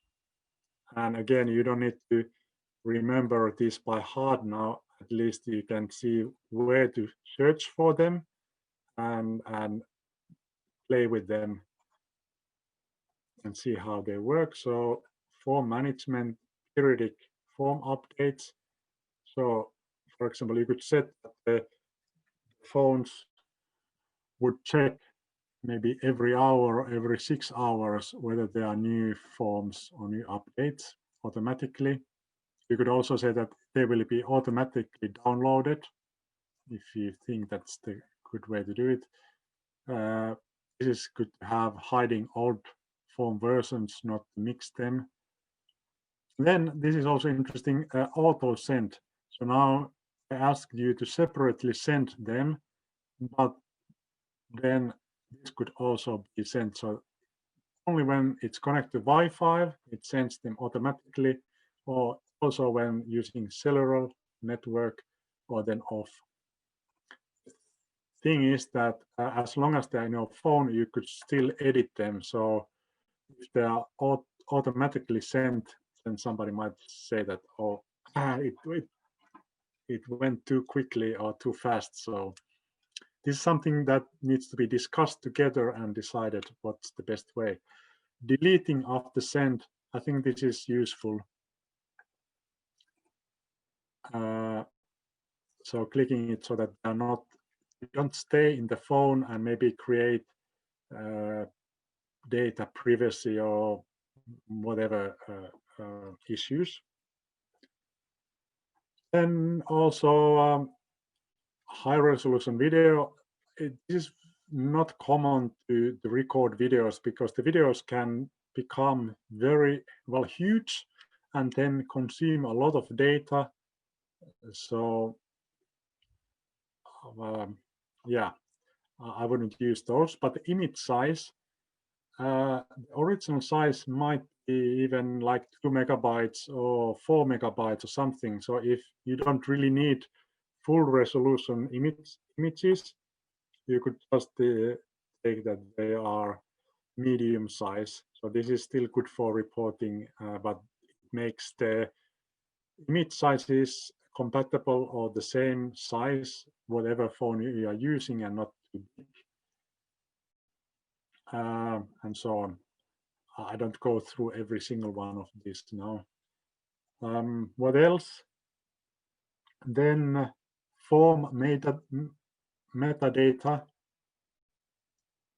So if we go to the user and device identity, so then I can click form metadata, and here you could define that if the mobile phone is owned by the project, so you could say here that this is mobile device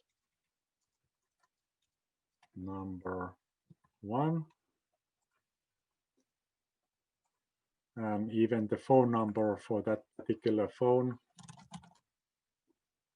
So this will be automatically recorded to each of the submissions.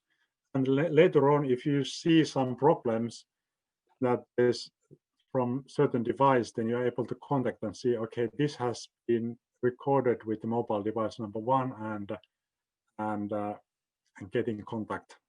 That might be useful.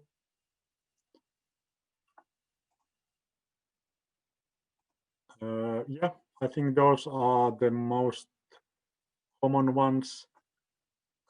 These were general settings, so there's also admin settings. So here you can set so that you as an admin, you can set the admin password, so the actual user, the data collector, cannot start changing these settings.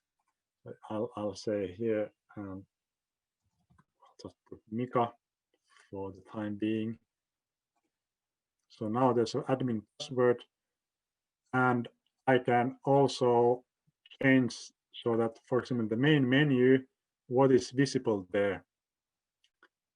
So if I wanted that people, they cannot edit saved forms anymore, I could take it away. Or in the user settings, they are not able to change the server or theme or language or any of these. So if you want to keep them just as they were, no changes, so you're able to hide them from the user.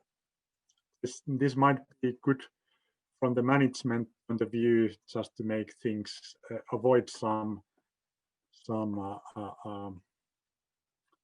tampering of the devices. Okay, but go ahead and check what is there and use as you wish, just for you to know that these exist. Now you might think that, okay, once I've done all of these changes to one device, and then I have 99 more devices to go, I need a holiday after this, or this is way too much work. Luckily, there's a way, because when you have done one device, then you are able to copy the settings to all the other devices using QR code. So how does it work?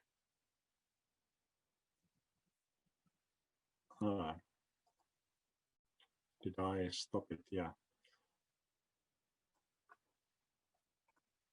So here.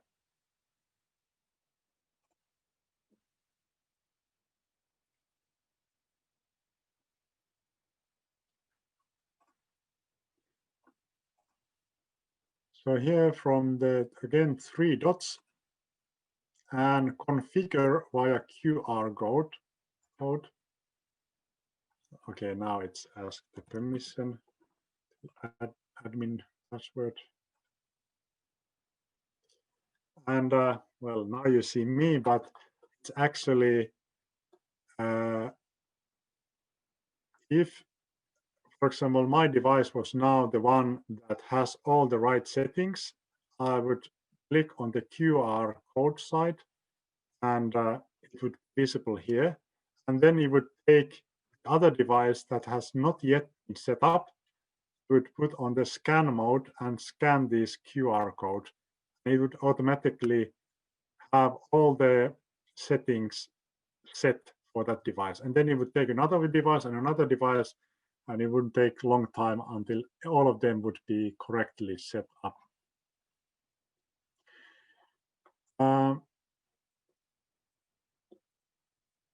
So now it's just warning that the device has admin and server passwords, and if you don't want to include them into the QR code, then you can set them up also separately. Now I'm going to check the chat, because I see that some things are coming up.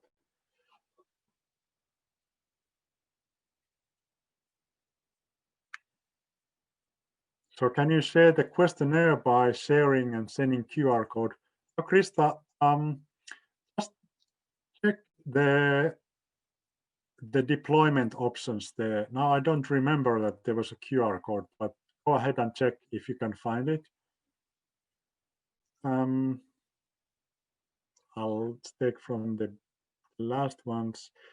But all the devices have to be physically at the same place, or this done remotely. Well, as long as you have that QR code, you can do that remotely. You are not able to directly start editing settings from another device. But if you want to have the settings done, then you just copy the QR code and ask people anywhere else to scan the QR code. That's completely possible, Suvi. Yeah, and yeah, sure, you can download the QR code as a picture. Well, not sure if maybe just take a screenshot with your mobile device. Again, test that it's good enough quality, but I think it should work. I see no reason why not. It doesn't really know the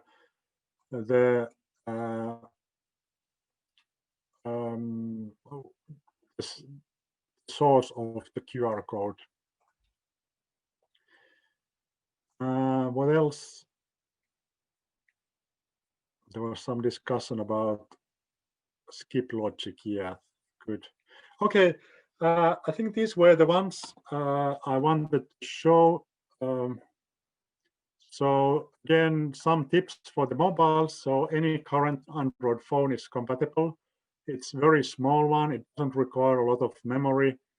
It used to be with the low-end Android phones like 10 years ago that you would really need to choose the one that worked. But nowadays, I almost cannot imagine buying a phone from the shop that wouldn't work. They all have enough memory. But again, good to check. And then the obvious ones, when people go out to the field to have the full battery and maybe extra battery. And if SIM cards are used, then the GPS accuracy is quicker. So of course you could just buy phones and not use any SIM card, because then they would be asked to use only Wi-Fi when they come back to the office. But even having a SIM card without any credit is good, because then the location is quicker to get than with the GPS tracker only.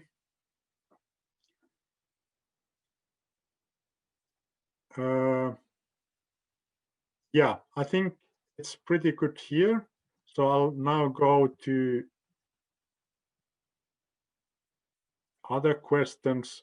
Actually, what I'll share here is, I'll tell you that there's a pretty good YouTube video set, and it's done by Norwegian Church Aid. I think Kirkens Nødhjelp. It should be the Norwegian Church Aid, and you can find this. It has lots of videos from creating the user account all the way to the more advanced features and data analysis and support. I think we were able to cover a lot of what was here, but you can do some further studying and checking also from these videos. These are a little bit more to the point, and you can see from the title what types of issues are shown. So this is a screenshot, fully available, and we'll make this available for you via email afterwards.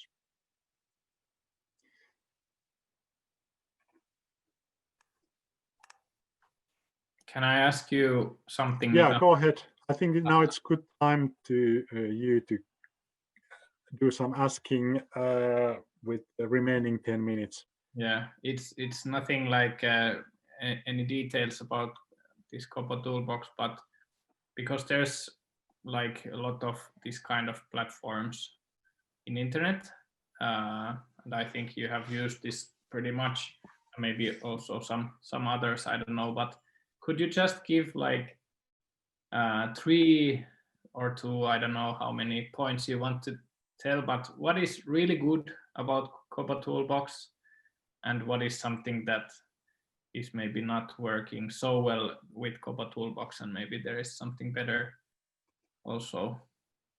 Yeah, I did a comparison between different tools, I think for the summer, and we have a recording of it, so you can also look at it. Let me see here if that's a bit of a wide question. It will take me some time, but I'll answer quickly something. So the great thing is that this is free and open source, and it's pretty stable. So no need, just take it and start using, and that's it. I think that to me, it's the best feature there. The user interface is fairly simple. Where the limits are then is that if you have lots of different projects and a lot of users, then managing different teams and different users gets complicated, because this is quite a simple tool. And then probably the linkage to other third-party solutions like Power BI or Click or other systems. Initially, I thought that that's not possible. Now I saw that it might be possible, but that needs to be checked. I think Kobo can do probably like 90% of stuff. It has all the basic features that you can think of.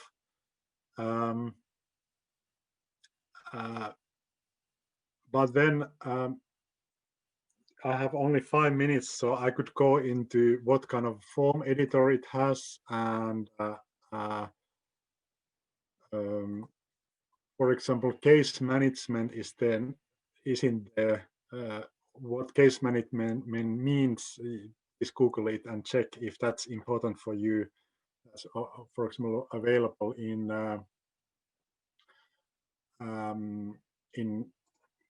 no, I forgot, not survey CTO, but other ComCare, yeah. Case management is available in ComCare. So sorry, I think this was a terrible answer to you. What I can share the comparison, and there's also a website which I've been contributing to, where you can compare also the costs of different solutions. Do you have some other questions? Otherwise, I hope this was useful. And Mika, do you have the feedback form available now, or do we? Yeah. So, you can find the feedback form from the chat, and we will also share that with the other materials later on as well. And it would be probably good if you can now study further, do some testing, and then we could have some kind of a peer support group afterwards, if you like, just to see what kind of experiences and questions you may have. And also the thing that is that when you master the tool itself, obviously the conducting the survey and how to interact with the people and what types of questions should be used and so on. So that's a whole other issue which we didn't touch that much, but depending on how much M&E expertise you have, that those are also good tips to share. So now with the remaining few minutes, please click the feedback link. And Bina is asking for advanced level training on Kobo. Yeah, sure, that's possible. If there's enough people who would like to do that, to participate.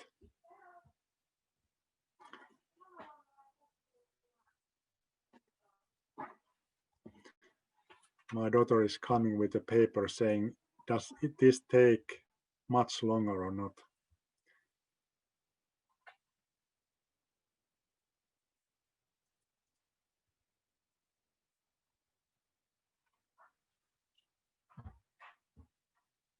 Okay, good. I think this is it. Thanks for participation. We'll be reading the feedback and seeing what went well and what could be improved and what kind of trainings we could have in the future. And yeah, please be in contact if you get stuck somewhere. We are happy to help as well.